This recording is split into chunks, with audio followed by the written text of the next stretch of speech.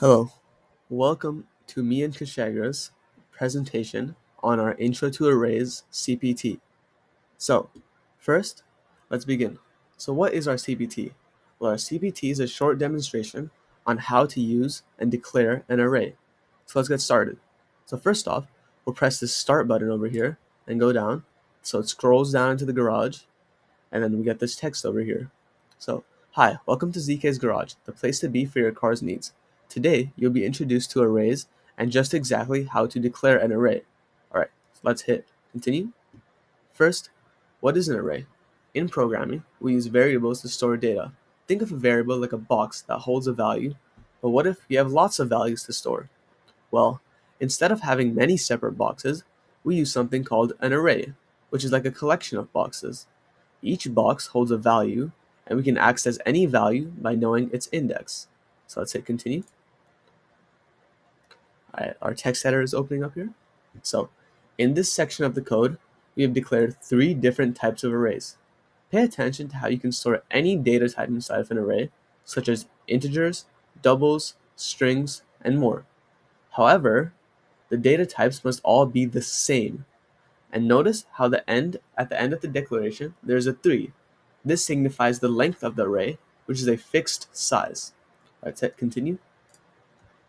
So, this line creates an integer array garage with 3 elements.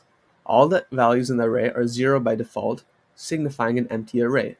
However, we can assign new values to the spots in the array by using the index of the array. The 3 garages each represent indices of the array, and as you can see, they are all empty. They only hold the default integer value of 0. So let's hit continue. Now, what if we want to set a value to a specific index? We can do this by using the index of the array, as you see over here, and setting that equal to a certain value. For example, we can set the first garage to the value of 3 by using the index of the array. And now look, we have our value 3 going to garage 0, representing the code we just did over here. Now notice how there's a car in the garage. This represents the value we just assigned to the first or 0th index of the array.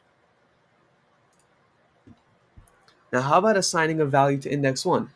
We repeat the process from before, except this time we set the second, or the 1th in this case, to the value 5. Now notice we have a Porsche with a racing number 5 in garage number 1. Now it is our turn. Now we can assign the value of garage index 2 with any value for our choice, which is between 1 to 9 for aesthetic purposes, but we can use any int in practice. And we can also choose the color of our car with our color selector. So let's input a number and choose a color. So how about we do number 9? And let's set the color. How about a nice dark green? Okay. Now we'll hit continue and watch what happens. Now we have a dark green Porsche with a value 9 in index 2 of our array. This value acts like any other integer. We can add it, we can subtract it, we can print it, we can treat it like any other variable.